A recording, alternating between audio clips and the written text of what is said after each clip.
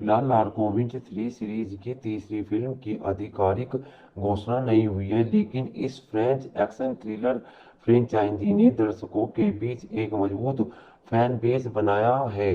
प्रशंसक इस कहानी के अगले अध्याय की प्रतीक्षा कर रहे हैं, क्योंकि द बर्मा कंस्पायरेसी के बाद लार्गो विंच के रोमांचक जीवन में और भी कई संभावनाएं हो सकती हैं।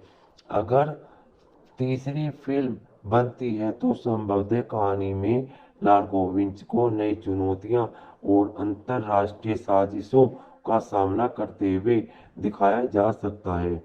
पिछली दो फिल्मों में लार्गो को अपने पिता की विरासत, युद्ध अपराधों और व्यावसायिक दुनिया की गहरी साजिशों से लड़ना पड़ता है पड़ता था।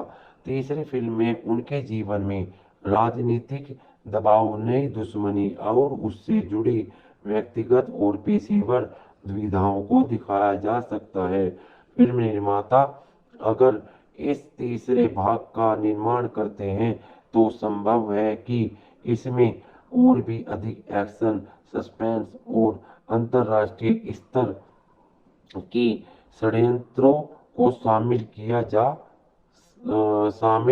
किया जाएगा, जो लोगों के चरित्र को गहराई देंगे।